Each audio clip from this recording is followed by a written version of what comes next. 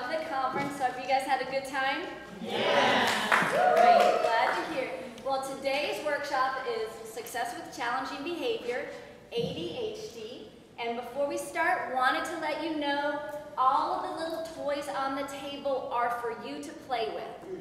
Many of you have already seen these at some point throughout the conference. We like to call these fidgets. These are things for the people who just need something to play with their hands. We all know those kids that if they're sitting beside each other in circle time, they're going to be picking at someone's shoelaces or messing with something. This is something you can put in their hands to replace that. So these can also work for husbands when you're at the dinner table and they aren't listening. And also they're great when you're sitting on the phone with that conference call. You can just kind of fiddle with it. We do need to have these back. However, behold the tray of wonders. I want to hear ooh, ah, oh. Ooh, ah, ah, oh. At the end of this workshop, all of these will be gone. So every one of you has the opportunity to gain at least one of these as a friend to go back with you on your flight or back to your road down the street in San Diego. So we will be grabbing these constantly, and we can't give them out all the time, but we're going to try to get to as many people as possible. We have 3 learning objectives that we have today. The first is to describe 3 observations, signs, or signals depicted during a role play. Provide an explanation for why characteristics of ADHD need to be observed for at least 6 months before diagnosis, and to collaborate with a partner to apply 3 accommodations in a scenario. I see you already know what you're doing. You pulled out your participant guide. So that is for you to write all over, keep with you. We will keep mostly to the participant guide. However, we have inserted a few slides that will not be in your packet, and you will see why later.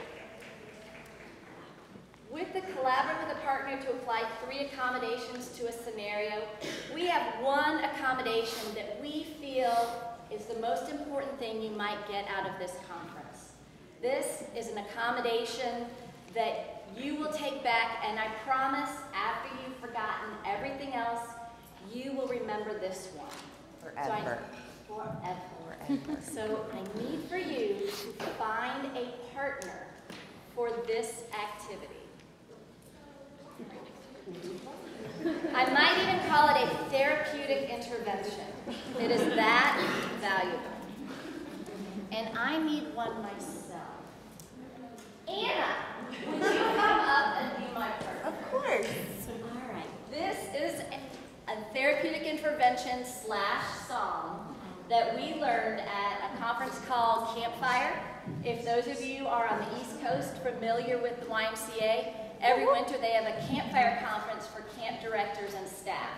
And this is a very special song called Mac and Cheese. Has anyone heard the Mac and Cheese song? No? We are excited to share this with you for the first time. So it's a very complicated song, so we want to share it with you in steps. So the first thing you need to do is take your hands, and you're going to need to put them like this. And there is one phrase that you are going to say 4 times, and it's, I've got to have it. But you don't just say it, we're going to sing it opera style. So we would like to show it to you first. Are you ready? I'm ready. I've got to have it, I've got to have it, I've got to have it, I've got to have it. Do you think you got that? Yeah. All right, so let's try it all together. Are you ready? 1, 2, 3. I've got to have it, I've got to have it, I've got to have it, I've got to have it. Oh, you guys are naturals at this. Very nice. Now the second part is, and we're going to have you stand up in a second because you need to be able to make sure and see us. You go like this, and we've got microphones on, and we'll probably end up knocking them out, but we're going to try. So the next part is, in whatever gross motor, wild dance way you can, you have to 4 times say, give me that mac and cheese. So we will give you an example in case you don't understand it. So are you ready? Ready. 1, 2, 3. Give me that mac and cheese. Give me that mac and cheese. Give me that mac and cheese. Give me that mac and cheese. All right, you think you got it? All right, so everyone stand up. All right, and so we're going to do the whole thing twice. So we're going to do, I've got to have it through 2 cycles, and then give me that mac and cheese. Does anyone feel like this is outside of your comfort zone? No. Yay, that's what this is all about. All right, so ready? All right. 1, 2, 3. I got to have it, I got to have it, I got to have it, I got to have it. Give me that mac and cheese. Give me that mac and cheese. Give me that mac and cheese. Give me that mac and cheese.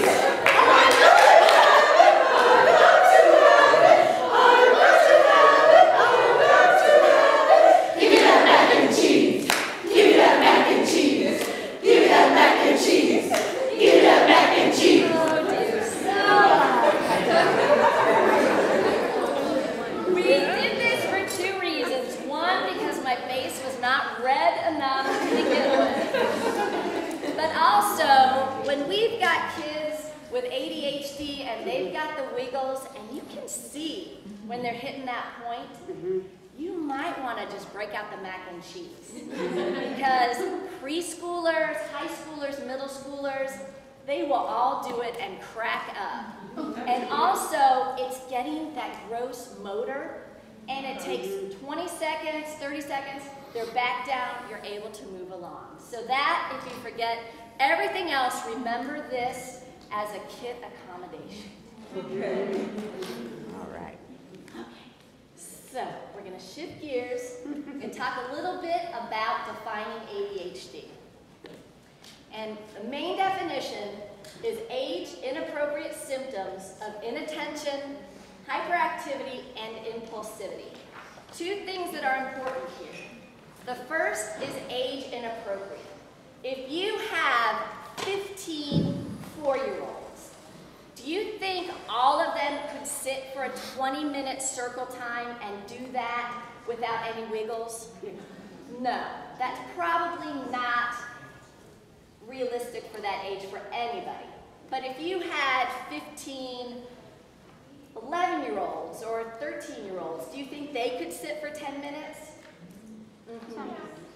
Yeah, depending on the kid, right. But for the most part, we want to say, based on peers, is this child behaving similarly, or is the attention much more difficult to keep, that focus much more difficult to keep? And then the second part is inattention, hyperactivity, or impulsivity. There's a huge difference between those children that are just inattentive, kind of daydreamy. Oftentimes it looks like they're paying attention, their behavior's appropriate, but their mind is probably somewhere else. As opposed to those hyperactive and impulsivity elements that are usually distracting in class, challenging when you're trying to do group activities. But the thing is, those are no longer considered 2 separate diagnoses. You don't have ADD and ADHD. It is now all one diagnosis, ADHD, but with or without the hyperactivity. So you're going to see with the new DSM, with the new literature, you're going to see it just as one term and then with or without hyperactivity. Does that make sense? Okay.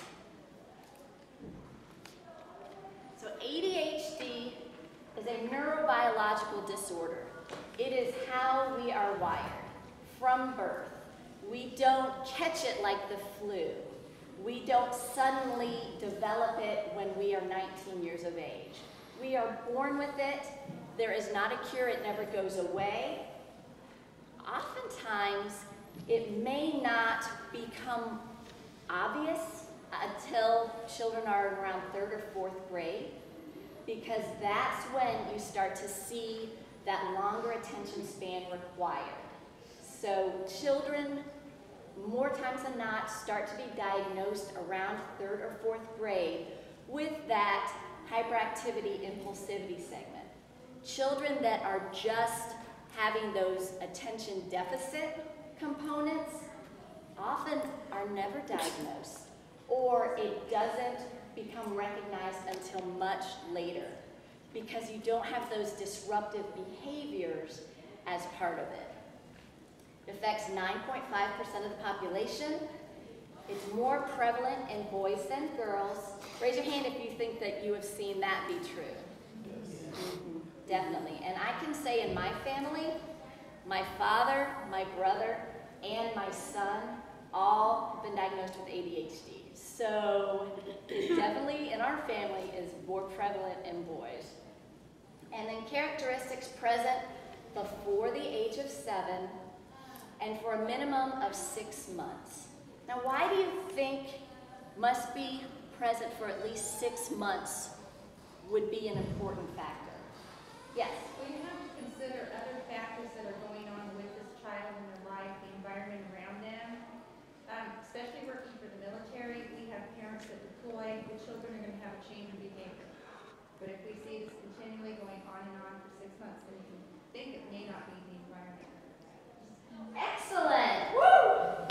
You get a prize. And I'm not the best. That's okay with the rest.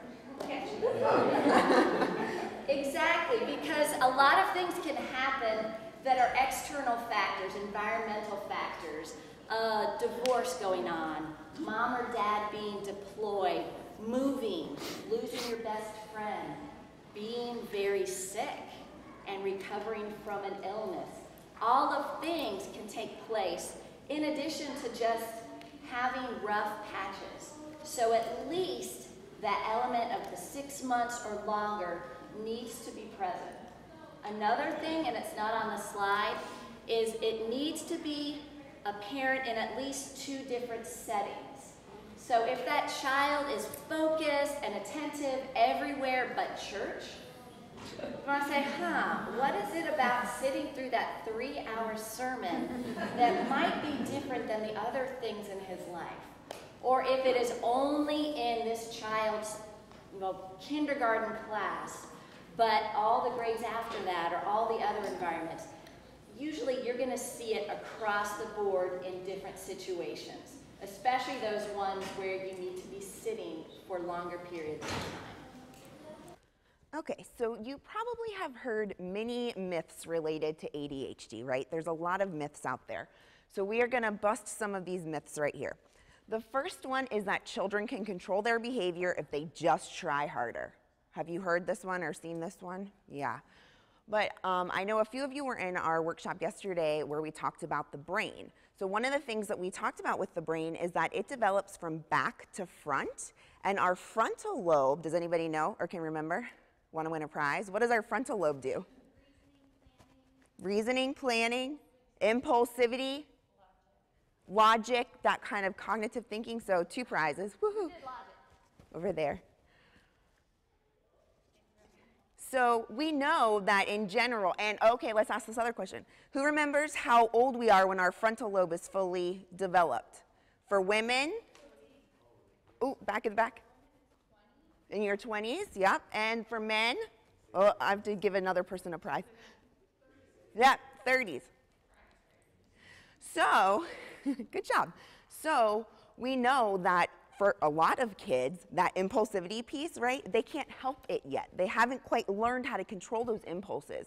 But then you've got a child who has ADHD. We know it's a neurological disorder. We know it's something happening in the brain that we're born with. That's going to make it even more difficult for them to control those impulses. So it's not that a child isn't maybe trying hard. It's that they don't have the ability and they haven't yet learned how to cope with it. All right, our next myth that Kat mentioned is that children will outgrow ADHD. Well, we know again that that's not true. Does anybody know an adult with ADHD? Right. So we don't necessarily, we're not going to outgrow this. It's, again, neurological. It's something that's in our brains. It's in our biology. It's something that we're born with. We're not going to outgrow it. But we can learn how to cope with it, and we can learn strategies that work for us in order to be able to maintain that attention and that focus and sort of bring down those hyperactivity levels. And then again, that hyperactivity is always a component of ADHD. Kat mentioned now we're having one diagnosis rather than two, ADD and ADHD. But not every child with ADHD actually has that hyperactivity component. It could be that inattention. Again, like Kat mentioned, this can be really difficult to notice sometimes because you're not seeing those behavioral outputs as much. So that child is not going to have that distracting or disruptive behavior, but something may be going on where they're looking at you and their brain is just somewhere else. And our next myth is that ADHD is caused by a lack of nutrition, lack of discipline at home. How many people have heard this one? Right? Well, again, it's something that's biological. It's not happening because there isn't discipline at home. We know, too, that sometimes a parent can be trying their hardest, right, to be putting some discipline and some structure in place. And for that child with ADHD, it just is difficult for them to be able to, again, control that behavior. So we're busting those myths today. Throughout our workshop today, we brought a variety of resources, and we're going to just share them periodically. And the first one I want to share is called Yardsticks. Has anyone seen this book before? This is one that we celebrate in North Carolina. We absolutely adore this book. It is for older children. It's for children in the classroom ages 4 to 14. But I'm going to pass it around because it's going to give you different things that are age appropriate for the different ages. So this will tie into, well, is this behavior age inappropriate regarding focus and inattention? So this is a great resource for you. You can get it on Amazon.com. But it'll help you say, okay, well, what is going to be things that are typical and what are things that will be shown to be not age appropriate?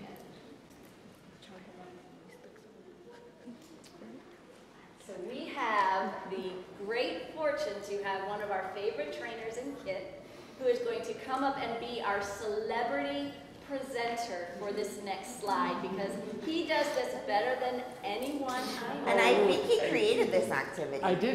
Yes. So the creator is here. Before we start, we need to do a special cheer for him. And it goes, you're tough, like a Waffle House steak, like a Waffle House steak, you're tough, like a Waffle House steak, like a Waffle House steak. You got it? 1, 2, 3. You're tough, like a Waffle House steak, like a Waffle House steak, you're tough, like a Waffle House steak, like a Waffle House steak. I love Waffle House. All right, so take a look up at the slide. What do you see? Arrows. Can somebody tell me the first line? What color are the arrows? Red. Second line? Lavender. Periwinkle, lavender. There, we'll take it. The third line? Green. Fourth? Purple. So we're going to be following from top to bottom, and we're going to go from left to right, just like we read. I'm going to ask 2 questions before we stand up. First question is going, well, how about let's stand up first. And then we'll just get into it. I'll ask the question for you. So, position yourself the best you can so that you can see the arrows. Everybody, wave your hands in the air. Point to your mouth. We know the difference between our hands and our mouth. We're going to have to use both for this activity. So, first line is, color? Red. I'd like you as a group to say the direction that the arrow is pointing. Does everybody understand? Yes. Okay, let's begin. Right. Up. Left. Down. Right. Nice job. Did everybody understand my instructions? Yes. Was the activity difficult? No. Okay, let's move on. We're up to the second line. The color is? Periwinkle. This time, I'd like you to show me the direction the arrow is pointing with your arms. Does everybody understand? Yes. All right, let's go. like a travel controller. So my two questions. Did you understand the activity? Yes. Was it difficult? No. All right. We're going to move on to the third line. The color is Green.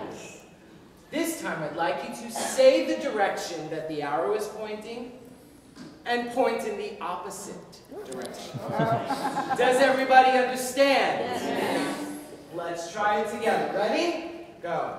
Left, right, up, down, left. Hold on. I'm sorry. Wait a minute. Wait a minute. What's wrong with you people? So my two questions. Did you understand my instructions? Yes. All right, so why can't you listen? Was the activity difficult? Yes. Was it difficult or was it confusing? Confusing. So what's wrong with you guys? You should be able to do this. Now, I'd like you to go on to the fourth line. This time, we're going to say the direction the arrow is pointing, and we're going to point in the same direction. Does everybody understand? Yes. All right, let's go. Up, left, down, right, up. Nice job. Have a seat. Thank you. Really quick. So, I just want to ask two things. Did you notice when we got to the third arrow on the third line, something kind of unique happened in the group? Does anybody want to share? What happened? Yes? What else happened? Well, my mind was getting confused on where I needed to put my arm. Like I knew it was saying up, but I couldn't get that coordination. The brain was telling me, like, you know, it was getting confused. So what ended up happening with a good portion of the group by this hour? You gave up. Right. You are all cognitively aware and intact adults. And you gave up. So when children get frustrated, what's a natural reaction to frustration? It's not that you didn't want to participate. It's not that you couldn't. It's not that you didn't understand. It's like, but wait, I read those instructions. You said you understood. It was confusing. So I just want you to remember that our natural reaction is to give up when it's frustrating. So thank you for having me. Thank you, sir. Ooh! By the way, not to be a commercial, Target dollar bin. I love Target dollar bin. This is a generalization. Children are all different. But these are some common characteristics with ADHD. First is creativity, then intuition, intelligence, impulsivity, distractibility, disorganization, and hyperactivity. Would you say you could recognize some of these things? Are any of you going, oh my gosh, I have ADHD? Yes, definitely, we all have some of this. Do we ever want to go into our program and diagnose a child? No. No, that's not our role. What we can do is say, in looking at these characteristics, and we're going to talk about this today, how can we adapt our environment and our activities so that those can be met if they're challenges and be highlighted and have that child shine if those are that child's strengths? What I'd like to do is take from here over, so this group over here, take the creativity, intuition, intelligence, and impulsivity, and get together with one other person, one or two other people, and think of where you have seen those present in your program, either in your kids or kids that you've seen in other programs. List where these are real world things that you have seen. So for example, creativity. The child who loves to be the class clown, who will get up and do the craziest dance and be silly. Or the impulsivity, the child who, if you say, okay, now it's time to, and he's already to the gym. So think of the real world activities. And then you folks over here, look at distractibility, disorganization, and hyperactivity. And talk with a neighbor and talk about where you have seen these present in your programs. Does that make sense? Okay, let's take about 4 minutes to talk about that. If you can, write them down. I'm not saying there's going to be a prize if you call out these answers in a minute, but See the arrow? Yeah.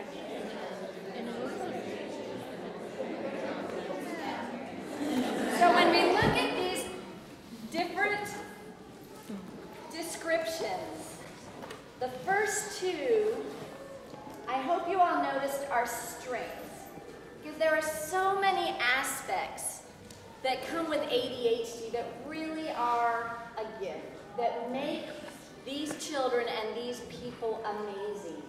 For example, Robin Williams has ADHD, and that's one of the reasons he is so dynamic and such a quick and on-the-spot comedian, because he's got that skill. There's a great book called The Gift of ADHD, and I'm going to pass this around. This is a great book for you, but it is a lovely book to share with parents because it looks at ADHD in such a positive way. And they have also come out with the ADHD activity book, and it's 101 ways to turn your child's problems into strengths. It can also work with you in your program. So I'm going to pass these around as well. So when we look at creativity, and our lovely Anna is going to be jotting some down, is there anyone who would like to share a way that they have seen a child be creative in their program? Yes. Well, we weren't really sure if this is what you wanted. This child is actually creative in her own way, but she can also be mistaken and impulsive too. So, which we put on, we put our little paint in like baby food jars, and we put it on display, and the kids can use it open-endedly, or we can put it at the easel. And she starts out painting, and she's making beautiful pictures, and then suddenly she gets this urge that she wants to like pour the paint everywhere, anywhere and everywhere, puts it all over herself, her body, and everywhere, and it's just like, like a lot of that. So she's very creative, but then she's kind of impulsive too. So creativity can be incredibly awesome, and at the same time, kids figure out a way to use materials or the playground equipment in ways you had no idea they could be used for. Absolutely. I can relate to that, and you'll hear a story in a little while. How about intuition?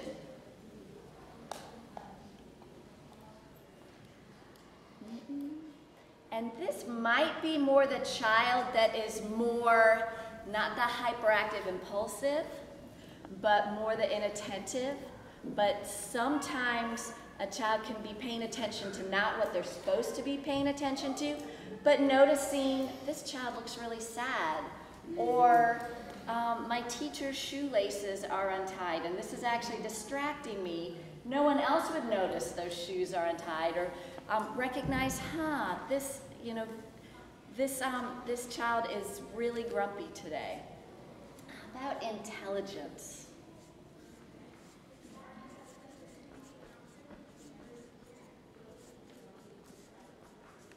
No one can think of one with that. Anyone from this side, can you think of one? Yeah.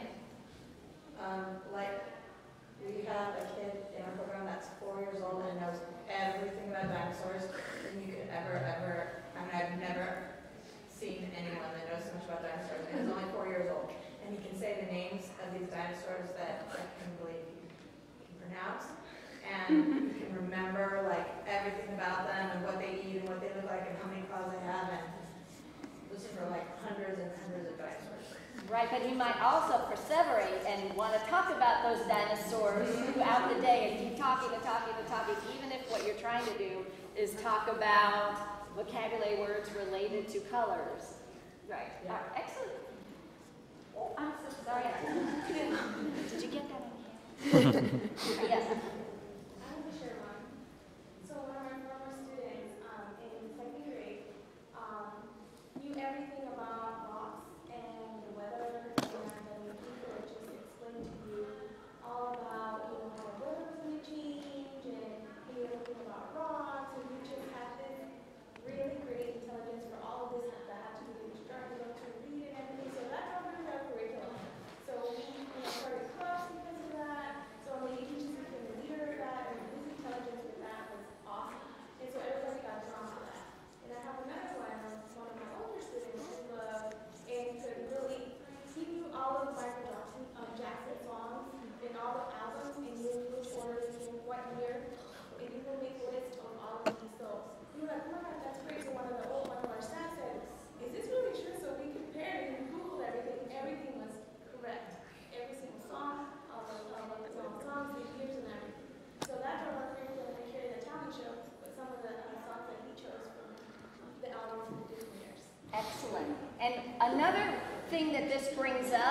is that misperception that children can't focus on anything. If a child is interested in something, that child can stay focused for hours and hours. It's that challenge to be focused on things that don't interest the child that's the challenge. And we're going to move on because we've got some great things to talk about. So, impulsivity. I should see about 19 hands going up. Oh, yes. Well, mine's a little personal. I have a 19-year-old son, and when we talk about impulsivity, he wanted his cell phone, and the first one he found on the internet, he just bought, without doing all the research. So they just don't. Thank you so much for sharing that personal story. You get a seat. Distractibility. Yes. We were talking about with all three of ours, thinking about setting a child to go line up who's distracted because of everything they see. They're disorganized, they're constantly lining up, and then they can't stop their body moving. So that whole lining up thing is not going to work for them. Right, on many levels. My son has a special 504 plan because he has ADHD. And he had his desk, he had a pen, he had his test. And the teacher said he couldn't finish his test. We had nothing to distract him, but he took his pencil and poked holes in a pattern on his jeans. And so even with very little to distract him, he still found that way to do it. Excellent. Disorganization. Oh, distractibility. Can you tell me again? I didn't hear. Like lining up. Disorganization. Yes. I just got volunteered. So we also kind of came up with the example for all three with this one, and the kid going to the bathroom, and they've got a procedure that needs to happen, but this is the kid who comes out of the bathroom and is still working on his clothes or hasn't remembered to button his pants and that kind of thing because he was probably distracted by something else, forgot to do it, whatever. There was, the hyperactivity, wanting to get somewhere else, wanting to keep on moving. That was too much time to stop. But just disorganization is kind of, the kid's desk to be all mess, but also, like we were saying, just their mind and their body is not, they don't think about things in the same logical step that most of us do. Yeah, and all three of those actually played into just that one Kind of concept. Yeah. And then last one, hyperactivity. Yes. So we had, I was sitting in with the 4-year-olds having their breakfast the other day, and I reminded the child sitting next to me, her feet on the floor in front of her, put your chair in. I did that 5 times, because she literally was just all over the place. Next thing I knew, I also had berry juice on me, because, there she is, just, flinging things around. I don't get upset when things like that happen. I know, don't get right. But she literally just could not sit still. And I love the way you're thinking because it ties in so well to this next slide. Because we talk about, well, this kind of applies to all three. And so with this slide, you can see very few children probably have every single one of these, but there's absolutely an overlap between certain characteristics. So a child might talk excessively and be sensitive, but some of the others might not apply. And if we had a child that had all of those things, and we do, that is a very challenging child to work with because you have so many different areas of challenge to address. You can see these are very specific ones that we might see in our program. I have an example for the one, have trouble keeping track of their things. So my son Cole, over the weekend, came in and his backpack was like this huge. And he is 11 years old, barely weighs 60 pounds. He's a very little guy. And his back was hurting him. And I said, Cole, why do you have everything in your backpack? You don't need all these books. And he said, well, Mom, there wasn't room in my cubby at school. I said, well, why wasn't there room in your cubby? Well, because it was filled with coats. And I said, coats? And so this is what he brought home. He said, you need to bring everything home. And he had 9 jackets, 4 pair of pants, 3 stocking caps, and that was all crammed lugging all his books. But for him, he's like, if I have all my books, I won't forget it. So that was a system that worked for him. It wasn't a logical system. I said, well, why don't you just bring your coats home and then there'll be room for your books? And he went, oh, okay. So it was helping him with that organization. But this was, I guess, a prime example of where that forgetting things. My husband at least once a week loses his car keys. You know, if you put your car keys in the same bowl by the front door every day, he'll know where it is, but he always just kind of lays it somewhere else. Do any of you kind of know that? Don't self-diagnose again, because we all have those days. So some key considerations when we're thinking about what might be going on for a child who has ADHD are really thinking about that stress and frustration level and what that can do to a child when it's happening on a daily basis over a consistent period of time. So have you ever had an experience where you are trying really, really hard to do something, you're putting all of your energy, giving it 100%, and it still doesn't go well? Have you ever had that experience? How does that make you feel? What? Exactly, deflated, right? That activity that Philip led earlier with the arrows, we gave up, right? Because it was so frustrating and so difficult. Imagine what that could do to a child over time, right? We see lower self-esteem, child maybe not even wanting to go to school, not wanting to go to after school because they feel like they're never going to succeed in anything. So we have to create opportunities for children to be successful so that that self-esteem goes up, that we can help them learn how to manage their behavior, that they can have a good time, feel like they're doing something really good, have that good self-worth. So we're going to be talking about that as we move along too. So moving into, as we're thinking about what kind of strategies we might want to put in place, there's a few things that we want to consider at first. So we need to remember, and I know for the few of you that were with us yesterday in behavior support techniques, that behavior is communication, right? All behavior is telling us something. A child typically does not act out for no reason, to ruin your day. Something is going on with that child, so we need to be able to figure out what it is, be that detective, dig down, figure out what's going on with that child. We also, so again, we've got to have this careful observation, and we need to be objective in our observations. So we don't want to put any of our emotions or what we might think that child is feeling or going through onto that child. We want to say exactly what we are seeing. So not that that child is angry. Well, what does that mean? Well, they hit somebody. That's how I knew they were angry. Okay, that's what we want to look at. What is that specific behavior that we can see, that we can measure, right? And then the first thing we want to think about once we have some of these things figured out is we want to adjust the environment. So what can we change in the environment to meet the needs of that child? So I'm going to ask Kat to share her story again about the kindergarten teacher that both of your children had. Okay, so both my kids went to the same elementary school.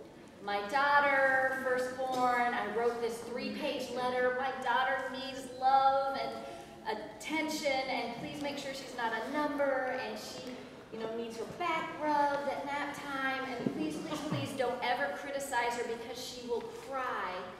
And then my son, who came along 2 years later, I just wrote, do not put him with the first-year teacher, he will rip her to shreds. You need to have someone who is firm, has very specific guidelines, and will not let him step a toe out of line. They both had the same kindergarten teacher. I went, oh my gosh, this lady is going to retire at the end of the year.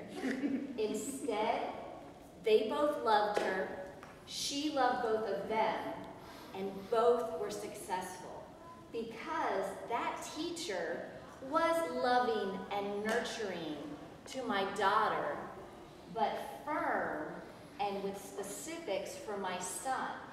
And she had been a teacher for 25 years. She knew what she was doing. And for her, she had the ability to adapt herself to meet those children. And how often do we adapt our way of working with children to meet their needs, or do we expect them to adapt to the way we are? Exactly. So we need to. I do have to say, sorry. Mrs. Huffman did retire after my son. It had nothing to do with him. I know. So exactly, we need to think about being the ones who are able to adjust our own teaching styles to meet each child's need, adjust the environment, and adjust those accommodations that each individual child is going to need. So we have been sitting for a little while, so let's stand. Well, actually, we'll do this activity this way. It's called That's Me. Does anybody know this activity? Or maybe you've heard a variation of it. So I'm going to give you a phrase, and Kat's going to help me. And if that applies to you, I want you to stand up or raise your hand. Sound good? Okay. I like chocolate ice cream. Okay, You can stand if you want. I mean, this is you know, also a way to get moving. You don't have to. Yeah. You can also just raise your hand because it's all about choice at KID. All right, sit back down. Wow, it's like half and half. Not everybody loves chocolate ice cream. All right. I lose my car keys at least twice a week. All right, good, good. Sit back down. I can go through an entire summer without wearing my bathing suit. Okay, clearly everybody else is from California, not us. Oh, I've got one. Okay. I would rather have a colonoscopy than see another Disney movie. Oh, You see, love these are Disney. I know, we love Usually, Disney. There's a few that are like, yes, I'm so tired of The Little Mermaid. Please don't make me watch Cars again. That's on my cousin. Please don't let me look at that movie again. Okay, thank you. Okay, good. Right. So, got a little bit of standing up and moving around there. All right, so let's go to the next one. So we are going to be talking through these in a little bit more detail as we go along, but these are some of the ways that we can think about supporting children who have ADHD. So of course we want to partner with families, right? Families can give us a lot of information about their children. They can tell us their strengths, their likes, their dislikes, some things that work to help support that child in different environments. So we want to make sure we're building those strong positive relationships with families. We also want to commit to that ongoing observation. So we know, again, that things change in different environments. We want to see what's happening in each one of the settings that that child is in when they're with us in our settings. So we want to make sure that we are going to be doing that observation, but that when we're doing it, we're also looking at strengths, right? So remember some of those strengths. We don't just want to look at those negative things. We need to figure out what's going to be motivating for that child. Then again, we're going to focus on success. So creating those opportunities. How do we make sure that that child's self-esteem is not going to come crashing down when they're in our programs? We're going to be the ones to build them up. And I think in after-school programs and child care centers, recreation, we have a really great opportunity to do that. That doesn't always happen for that child when they're in school, right? We're kind of the fun place. We're the place where that child can be themselves, and we're willing to adapt and adjust to what that child needs. So being able to create those opportunities for success. Kids Included Together has a whole module on partnering with families, but we're only going to do a couple of slides. But this obviously is one of the keys to success. And when we work with families, the first thing we want to do is start off on the right foot. And for me, that's that initial phone call, our literature, those registration forms. When I get my son's camp forms and the only thing they say is check if your child has ADHD, I immediately think, well, why do you want to know? Is it because you're going to say he can't come? Are you going to give this on this list to the counselors to say, oh, and here's the kids you're going to have trouble with? You know, what are you going to use that for? So right off the bat, in your literature, in those phone calls, thank you so much for calling. We are excited your child wants to be part of our program. This is a book that I recently found. It's an answer book, but it goes through tons and tons of questions and gives you information.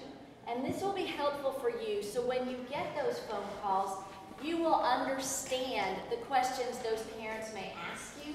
They may address different resources so that you can tell the parents as you start to work with them. But this is a new one and I really love it.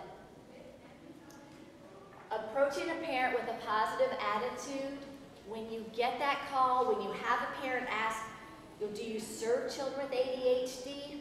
Absolutely. I'd love to talk with you more about it. And this is true for any child.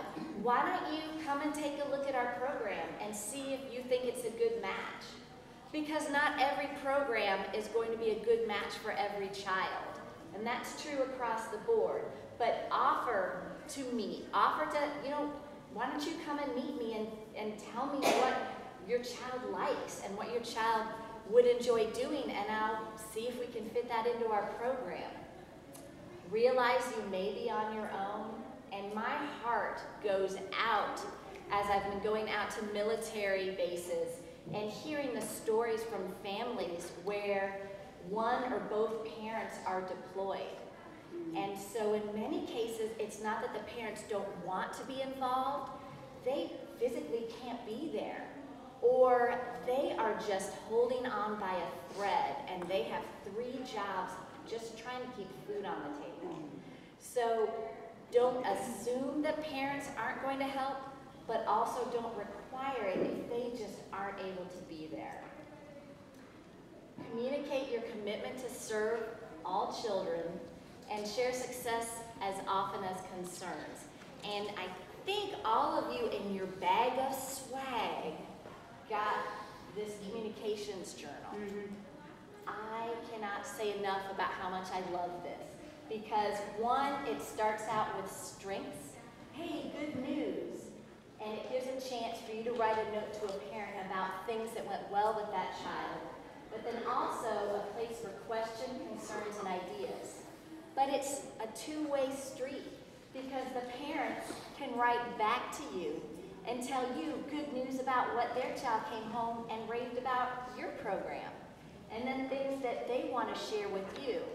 And my favorite times are when the classroom teacher is also in the loop and also sends one. This works well when the teacher or the counselor who's with that child during the day isn't the one putting the child in the car at the end of the day. You miss that opportunity for that communication. And it also lets the parent read this after they've had dinner, taken their shoes off, had a chance to take a breath. Often if you get a parent as they're trying to rush home and get their child dinner into soccer practice, they may want to listen and be receptive, but they just can't take in one more thing. So you can order these from Kit Online, so if you want to do more, but you can also just make your own with a notebook. But this is one of those ways to share those successes and that communication.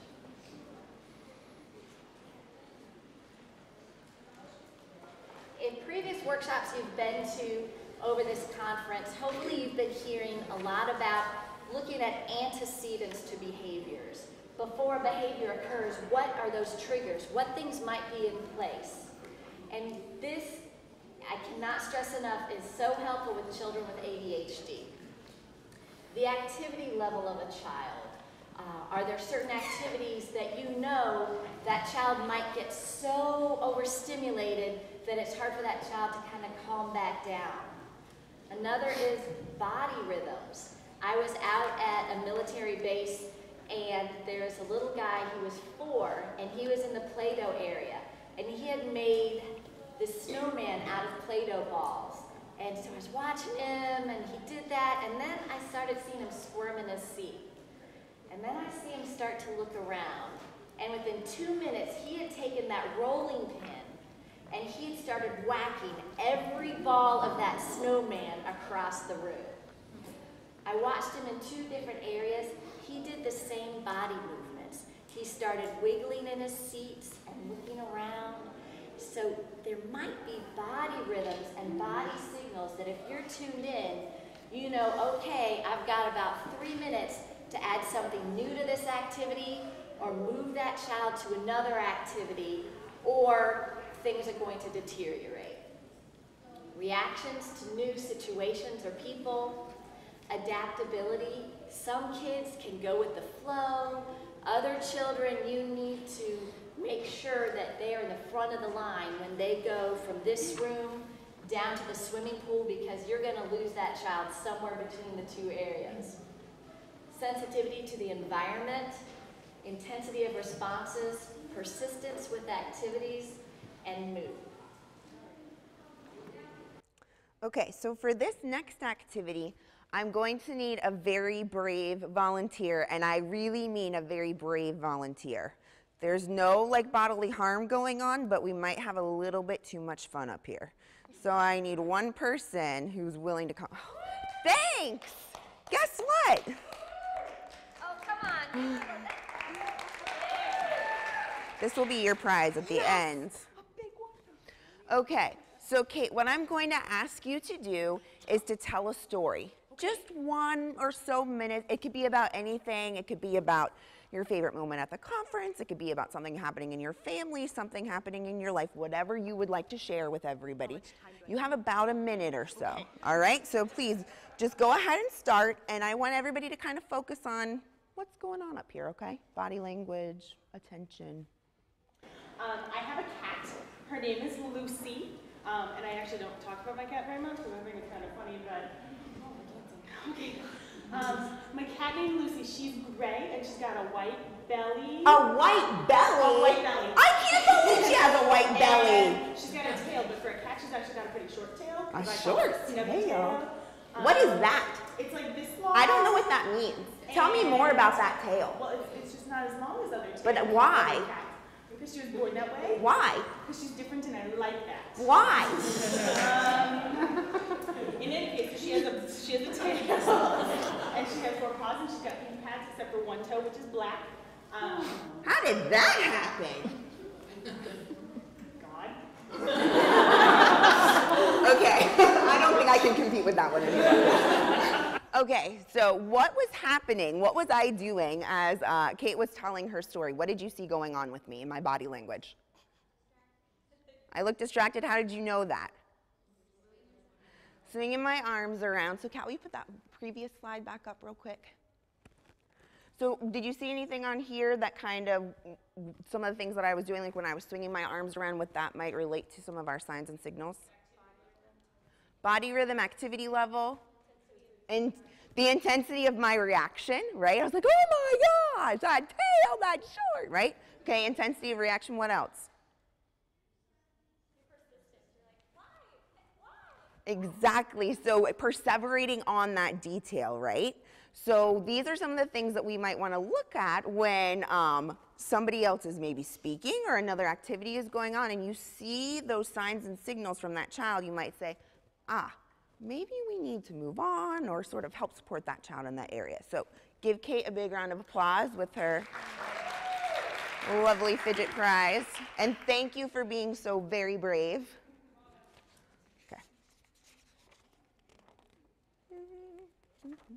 All right.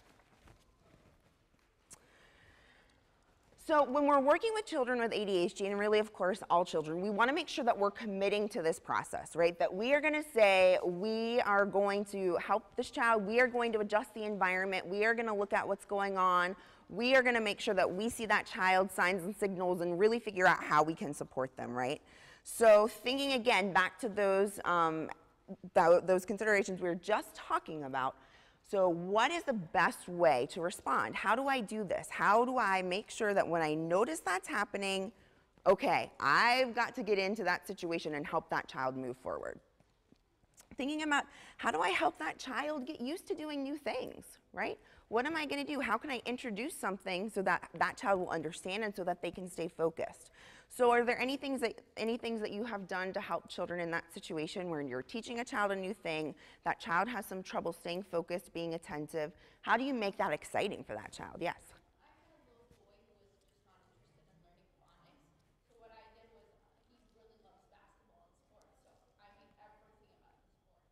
Exactly, so building on that child's interests, right? That's why it's so important to think about those strengths, what's motivating for that child. So what a great way to work on phonics, right? Thinking about basketball, the rhythm of the basketball. I don't know, I'm not a teacher, but I figure some things like that, right? Exactly, so using some things that are motivating for that child, strengths-based, being strengths-based again. Again, thinking about that environment. One of the things I know that Kat mentioned yesterday that I think is really important is the temperature of the environment too, and how that can have an impact on behavior. We live in North Carolina, and in the summer, it is hot and it is humid all summer long. 100 degrees, 100% humidity, and it's not comfortable. So you've got children whose body, rhythm is going to change. That activity level might go down a little bit as they're getting too hot, right? So we have to make sure that we're thinking about all of the pieces of the environment and what can we control, of course, what can we not control. And then anticipating those problems. So again, those body signs and signals are really important for us to be able to anticipate when something's going to happen. So that observation piece is key, so you know what to look for in that specific child so that you can say, all right, oh, got to move on, I've got to help that child get onto something else. And then how do I keep that child trying, right? That motivation piece again, that building success, making opportunities for success for them. When we are looking at the accommodations and how we can best serve a child, we always want to remember to build on the child's current strengths and recognize the strengths of that child. You've probably all heard of the term person-first language or people-first language. Always remembering this is a child first. This is some mother's child. This is not a number. And the way you treat that child and let other people treat that child is going to affect that kid possibly for the rest of his or her life. So finding ways for that child to be a leader, to shine. We can't all be those soccer stars or that artist or to have that sweet disposition. But are there ways that we can help that child be a leader? Find out what that child's interests are and incorporate it into the program. I worked with a child in an after-school program at OI, and he had the hardest time being in groups of more than 3, but he loved to draw. So one day we had him be in charge of passing out the paper, and he had beautiful different colored paper, and he asked each child what color they wanted and passed it around, but then he stayed and colored with that child. And that was a first, because usually he would be bouncing on to a different activity by then. But finding that activity that he liked and had in common. So incorporating that child's special interest or talent. And then active children may benefit from leadership opportunities. And the leadership opportunities can be a very general term. That might be, he's the one who's carrying the bag of soccer balls. You can make that a leadership activity, but really what you're doing is having him carry enough weight that it's harder for him to run somewhere else. So you can kind of define leadership on what will help him or she be successful, him or her be successful. So we brought a lot of visual aids because I love, love, love different schedules and things. So we'll start with the big one, and we kind of stole this from the training room downstairs. I don't know whose it is, but I liked it. So this is a very large daily schedule chart. And it said, uh-oh, Vivian, were you looking for that? I'm sorry. Was that for your training? Oh, so you steal it too. Yeah. So this has the different activities. And then look at this arrow slides down.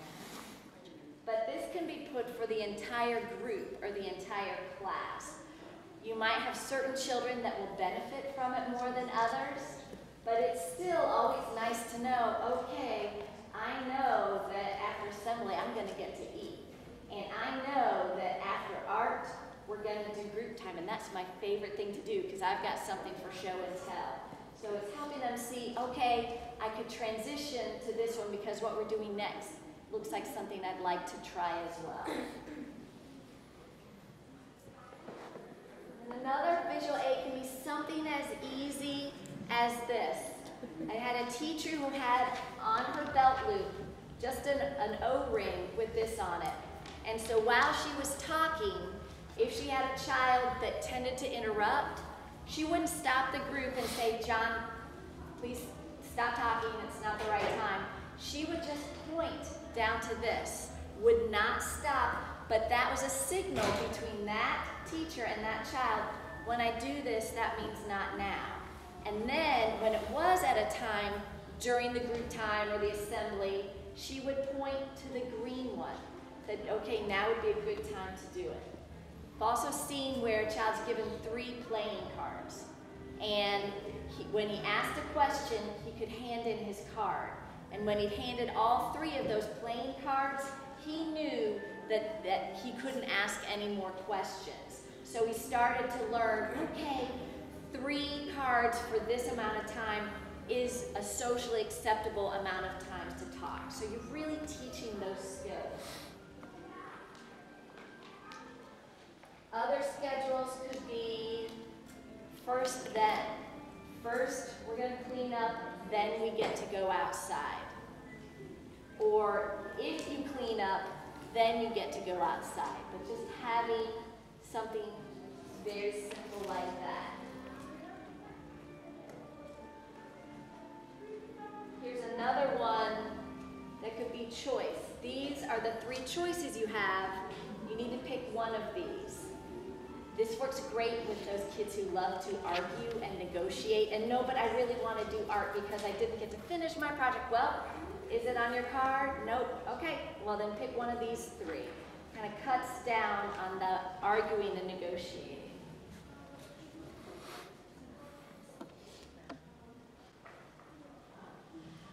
Another one is designated area where the child can move around.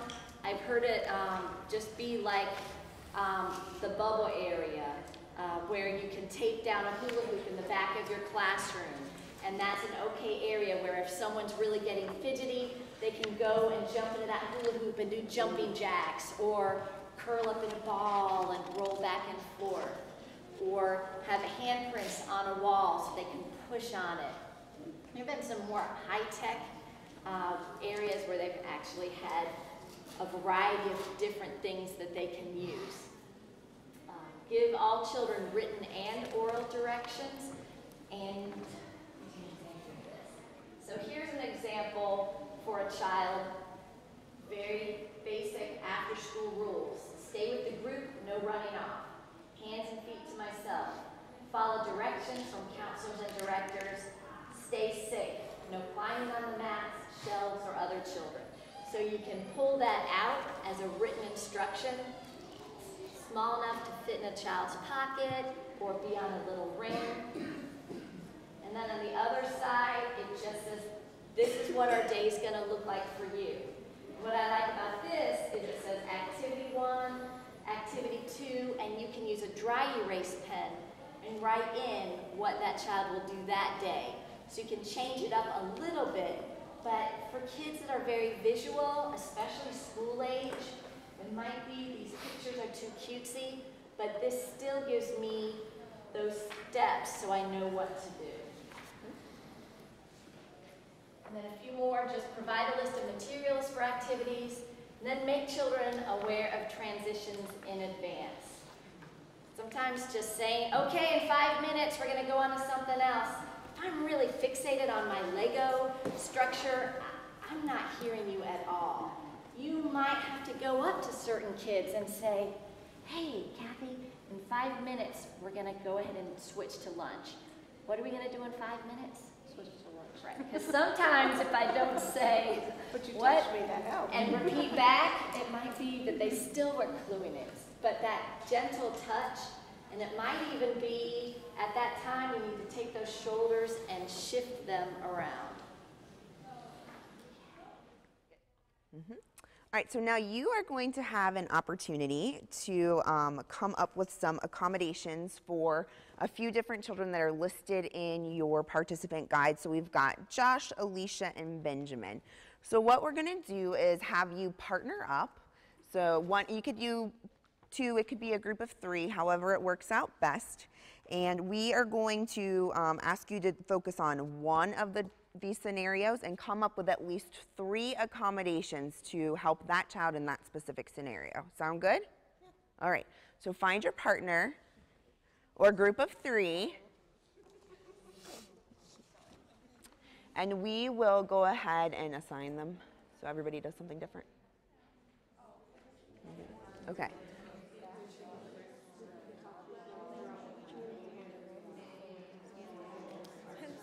All right, so we're kind of going to do a little shout out here. All right, so let's start with Josh. I'll read the scenario so everybody can hear it, and then those of you who came up with some accommodations for Josh, shout them out and we will put them up here. Sound good?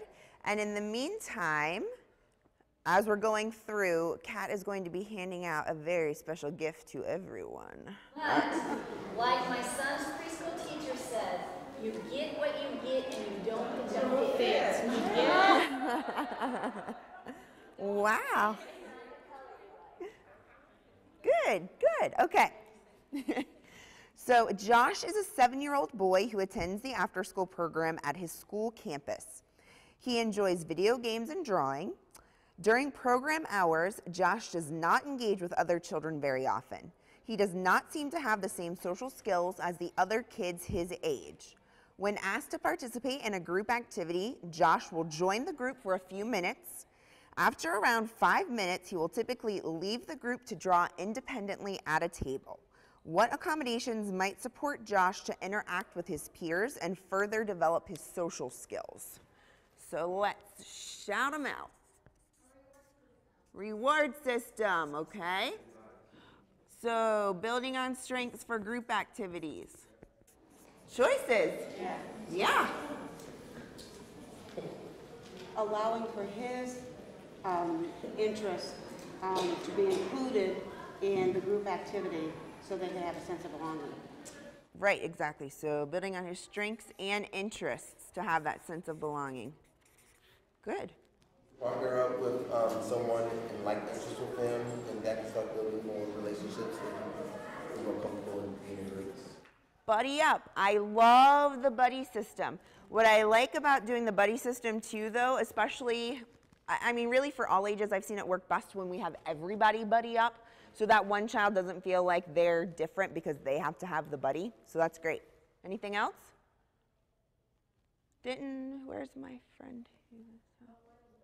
Oh, Benjamin. Okay, sorry. Thank you. Anything else?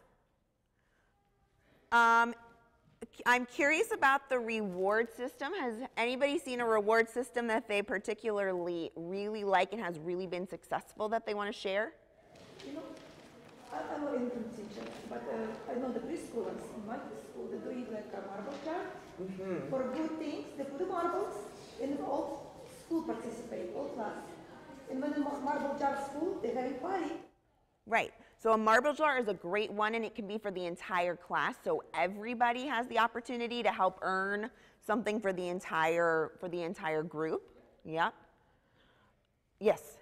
My daughter's school has something called the Post-it Bandit. Okay. And it's where if they see the child doing something successfully, sharing with another child, the Post-it Bandit might come the next day and put the Post-it on their chair or hide the Post-it somewhere, telling them that was great.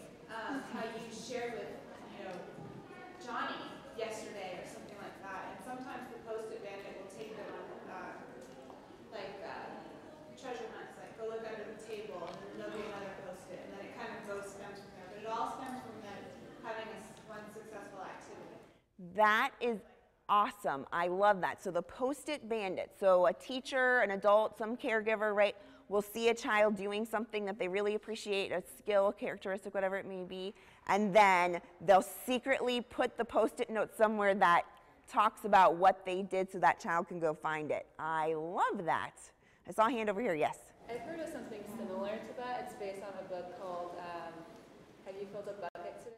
Oh, yes. Have you filled the bucket? It's like reinforcing the positive. Yes. I love that. And my little variation of it, I don't know if anybody else is a sports fan, but I love the Dan Patrick Show. He used to be on ESPN. His passion bucket, who said it? You knew? He talks about his passion bucket. And so now all these athletes use this term passion bucket, right? So you're kind of like filling your bucket, filling your passion bucket. Awesome, love it. Those are great. Okay, fabulous. Yes, one more. I've done this for older kids, is where I leave sections of time in the schedule for the day and don't put an activity in. So when somebody behaves well, I'll be like, since so-and-so is being so good today, we're gonna get to go outside for an extra 10 minutes today for recess, even though It was already in the schedule, they just don't. Right. Building in that extra fun time. That's great. Thank you. Yes. Group, whenever an individual earns something, it's given to the group because then your natural supports kick in. Absolutely. And they help the individual. Exactly. I saw that work really well in a site visit I went on a couple months ago where the child was doing something, this child who's really had a lot of struggles, and he was staying focused on a task for a really long period of time, and she stopped the whole class and she said, so-and-so did such a great job that he earned a marble for our marble jar, and everybody claps and it gets excited. So building on those successes again. Awesome, thank you. Okay, so let's look at Alicia. Alicia is 5 years old and participates in a pre-K classroom. Alicia loves to sing and dance and enjoys movement activities. During free choice activities, Alicia enjoys leading her peers in pretend play. Alicia has a hard time sitting during circle time. She plays with other children's hair, rolls on the floor, stands up and walks inside the circle, and often comments without being asked. What accommodations might support Alicia's leadership skills and help her focus her energy during circle time? So we came up with circle time helper, so giving her a job in circle time, so using her leadership skills, but also being a job to keep her focused on what was happening during circle time. I love helper jobs. I think they're great. They're a great way to build on leadership, but also make sure that that child can keep that focus too. Yes? She likes to pretend, maybe for short periods of time, she can pretend to be something very quiet like a rock. Ooh, nice. So, pretend that you are a rock today. That's great. Did I see them? Yes. Absolutely. So we want to make sure that circle time is developmentally appropriate, that it's lots of fun, right? We just don't want it to be the children sitting there. I went on a site visit last week. The teacher did flashcards for everything, and it was like, oh, okay, right, we're doing colors, we're doing numbers. We want circle time to be engaging, and Kit has some information on circle time on our website as well. What else for Alicia? Oh, yes. Just to piggyback off of the music, like maybe during free time, I have a child that's the same way and responds really positively to music. So one of his rewards would be, if he does well, he gets to choose the CD for that afternoon for the kids to listen to music. Yes, so almost like a special privilege. Yeah. And I don't know how to spell privilege correctly, so we're going to abbreviate it. Yes? I was going to give her an identified space marker on the carpet during circle time, and also probably give her some sort of like wiggle seat so she's got some body movement activities while sitting her scrub applesauce on the floor. Does everybody know what a wiggle seat is? Is there anybody that doesn't know what a wiggle seat is? Raise your hand. A wiggle seat is like an air cushion. It's like a bigger air cushion, and it has bumps on it. So a child can sit on it, and it gives them a little bit of that extra sensory input, and it can be really great for children who like to wiggle while they're seated. And you can get them through Amazon as well. Yes? It's also setting her up to succeed, so telling her what the expectation is at circle time. Right. So whether that's a social story, something, so that she knows what the expectation is. So I think it's one of those things that's like we just expect kids to sit in a circle and pay attention. And for some of us, there's better things going on. Absolutely. Okay, so Kat is going to give us an example. So here's a great example of what she just mentioned. So this one says following directions. And this is for a child in an after-school program. At after school, there are many people who might give directions, including David and the counselors. They may give me directions about a game we are playing, where to go for the next activity, a change in the schedule, or safety information. It is important for me to hear and follow the directions I am given so I can participate with the group and stay safe. I will try to listen and follow directions that I am given. If I cannot hear or understand the directions, I will ask David or a counselor for help. So that was an example exactly of what you were saying. And that's perfect for an older child. If you've got a younger child who's really going to need more pictures, the CEFL, Center for the Social Emotional Foundations of Early Learning's website has an example.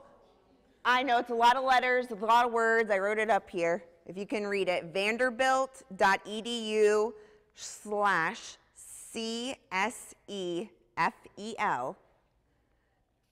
They have a already created social story that you can download about expectations during circle time.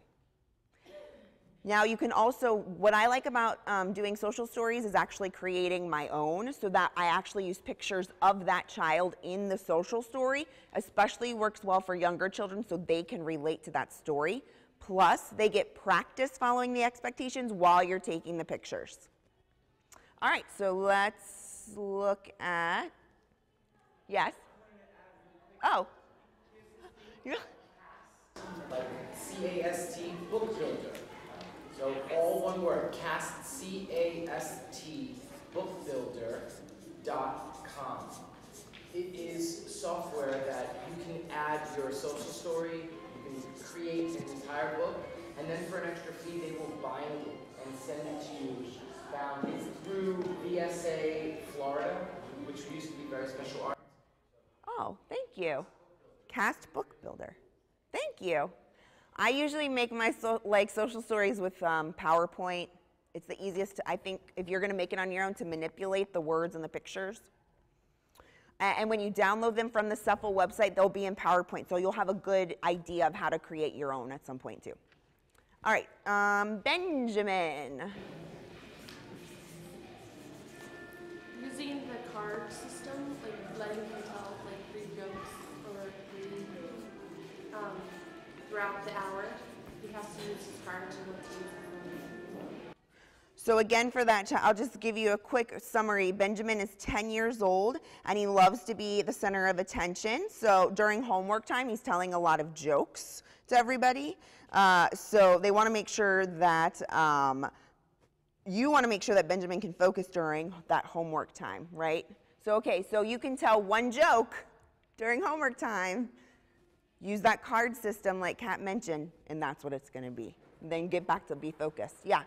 That shortening of the hour into breaks and either setting up some sort of stations depending on what your goals are for the academic time, and maybe doing 10 minutes at reading and 10 minutes at writing and 10 minutes at whatever it is, math, and in between each one setting in a break so that he's got an opportunity to do that. He's still going to get an hour of academics, but it's broken up into smaller chunks. Absolutely. Breaking things up into smaller chunks, it helps us stay focused, right? I know that there's an end point to this. I know I can hang on until that end point. Absolutely. Did I see another hand? No? Good. Anybody else for Benjamin? Timer. Okay, timer. Timer sort of works with the break system, right? So I know I'm going to do this for this many minutes.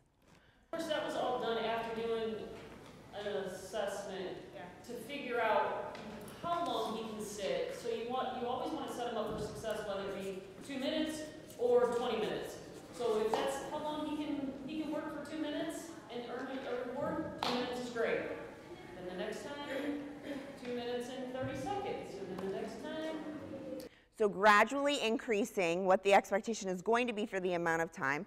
But that first piece, the observation, right? Figuring out what is that trigger, what's happening, how long can he hold that attention for? So really looking at who that child is as an individual. Any last thoughts on Benjamin? Yes? A leadership task, absolutely. And then sharing with the parents, because they said he can't help it, like sharing the good things, the positive things he can do, and how they can incorporate it at home too. Positive feedback to parents, because in this one it said that the parent said, well, he has ADHD, he can't help it. Well, we know we're not going to use that as an excuse, right? Because we believe that every child has the ability to be successful. So we're going to set them up for success, and part of that is going to be giving that positive feedback to that parent. Thank you. Okay, good job, everybody. Well done. All right, so I think we've talked about some of these things, but I want to share some resources that may help when thinking about supporting children with ADHD. So treating each child as an individual, right? So you just talked a lot about using those strengths, looking at what that child is good at. Well, here is a fantastic example of something that you could use to build on strengths if you had a child, for instance, who loved snakes. So you've got all sorts of information about snakes, and the child could use this as a way to interact with some other peers, right? So giving him that leadership opportunity and building on that interest for that particular child, you could say, all right, this is going to be a great way for that child to start a conversation with a peer, to be able to show some leadership skills like, oh, look at all these cool things I know about snakes, and I can tell you about them, and we can look at them together. So I can pass that around. What's great about this is there's also a couple card games, and because it's an activity and it's an interest of that child, you'd probably be able to stay focused to do an entire card game, whereas if it was just a regular deck of cards, it might not work. Breaking things down. So you mentioned that as well already. Again, you can do sort of just a homemade whiteboard as a good way to break things down for older children. This is just a piece of laminated cardstock. Again, you get a dry erase marker. You can attach it with a dot of Velcro to the board and carry that around and say, all right, so this is the first step of the activity. This is the second step of the activity. Super easy. Or you can have something like this where it's almost like a sequence visual card. So this one is for a schedule, but it could be the different steps that are going to be happening in an activity. Just in a little bookmark, you could put it right next to that child when they're doing whatever activity it may be, or again, hooking it to their belt loop so that they can carry it around wherever they go. Another thing is always having cleanup as the last step, so that that child isn't already moving somewhere else, but this fourth one, look, we still have to clean up. Exactly. Having the child repeat back the directions, and you demonstrated that very well for us, so making sure that they hear exactly what you say. And I've heard a myth, and I don't know if that's true, but to have the child repeat it back 3 times so that it's really stuck in their brain, I think it's good to repeat as many times as you possibly can to make sure that that child truly understands what you're saying too. Encouraging that exercise and good nutrition. So again, that gross motor piece can be really important for a child to help them sort of get back in that focus. So our lovely mac and cheese song is a perfect way to get some of that movement built into your programs. And I know that Kat and Vivi last night did some great things on school age movement activities and songs. So you can see Kat for a whole list of other ones if you want to try. Of course, being consistent, right? Having those consistent expectations so I know what to expect every single day. You can also use visuals to do that as well. So this is just a plastic pocket folder, and it's a great way to display visuals in many different ways. One of the things that you could use it for, of course, is a schedule. But on the back, you could also put what the expectations are and have them be the same every single day so the child has a visual representation of what it's going to be so that you ensure consistency. Also for different staff. So if you have, we used to call them noonies at my Y camp, the one who came in from 12 to 6, that one might not be familiar with the kids, but that schedule can also remind the different staff members what those steps are for consistency. And to build on that too, just thinking about when we do have different staff that enter programs at different time, that what I've started suggesting for some of the military site visits is that each classroom have sort of a one-pager. This is what you need to do to support this child so that no matter who enters the room, everybody knows what to do. Of course, making sure that you're keeping their confidentiality, so if you have to have the sheet of paper over it, only use first names or initials or whatever it may be, wanting to make sure that everybody is aware of what needs to be happening.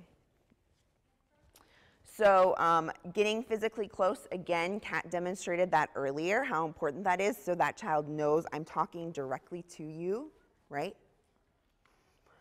And then when we're thinking about helping children sort of shape or change their behavior and we need to have that conversation with them, we never, ever, ever want to shame a child in public, right? We never want to call that out because then that totally ruins our whole opportunity for creating success. That child no longer trusts you because they feel embarrassed and ashamed because they were called out in front of all of their peers. So we want to make sure that we're taking the time to have that conversation with that child in a place that is safe maybe away from the other kids so that they also have an opportunity to sort of give their side too. So please, please, please make sure that you are not shaming a child in front of the rest of their peers. And this is my most favorite story ever. So we live in the Bible Belt, and in the Bible Belt you see WWJD, which is for what would Jesus do? Well, in our household it is WWCD, what would Cole do? Because my son has a way of, whatever the situation is, finding a way to make it extremely dangerous. So here's an example, and you can switch the picture. I was away with my daughter, and my husband sends this picture, it's kind of blurry, on my new iPhone of my son, neck brace, in a harness, going to the hospital. He does not send anything else but the picture. So I'm, of course, freaking out. He calls me a little while later and says, it's no big deal, here's what happened. They had gone to a camp for this Y Guides father-son weekend. And they both started at this tower and zip-lined down into the lake. Well, about halfway down, my son decides, you know, that water looks really cold. I don't want to get wet. So he pulled himself on the harness not to get wet. So instead of hitting the lake and coasting in, he just went about 30 miles an hour straight into the bank. Oh. Where the carabiner flung up, cut his head open, blah, blah, blah. Wow. So, you know, they went to the ER, got a few stitches, not a big deal for him, but when my husband talked to the staff later, they said, you know, we have had thousands of children go down the zip line. We have never once seen a child ever do that. And I said, well, nobody really took into account what would Cole do. So whenever Cole goes to a new camp, a new program, I always say, whatever you're about to do, think of what Cole would do there. So just as a personal story in treating each child as an individual, don't look at each program and say, this is how it's going to go. Take that time when you have children with ADHD and other situations and say, what can be successful with this child, but what could go wrong? And how can we make it safe? So that's sort of my final plug in case my child is ever in your camp to just do WWCD. I think directors now actually just put that on direction. And Kat will text me pictures all the time of things that have happened that Cole has done, and we're like, classic WWCD. It's so funny how many things happen where you think, I never would have thought somebody would have done that. And Cole always just exceeds our expectations with that. That's right. Yes. Bring him next year. He would have a lot of fun in San Diego, let me tell you. So I feel like we've really talked through a lot of these already. One more I just want to sort of plug again that I think the Post-it Bandit I think was a really good example of was praise and encouragement, right? So always making sure we're giving those positives, giving that positive feedback to the child and to the parent. So with that, we have not had time to go through all of the resources, so up at our table, we have some great school-age things that you can have on hand, such as, would you rather? But, oh. Make sure it's would you rather for kids.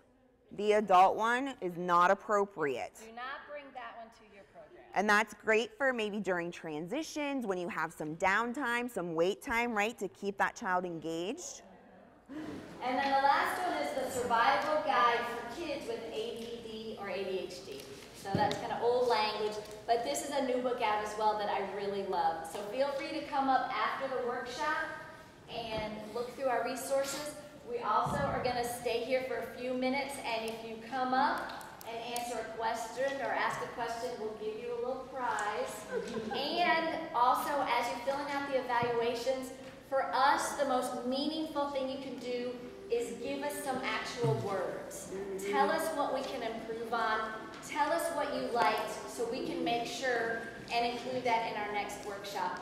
Thank you. Have a safe trip home. It was such a pleasure for us to be here today.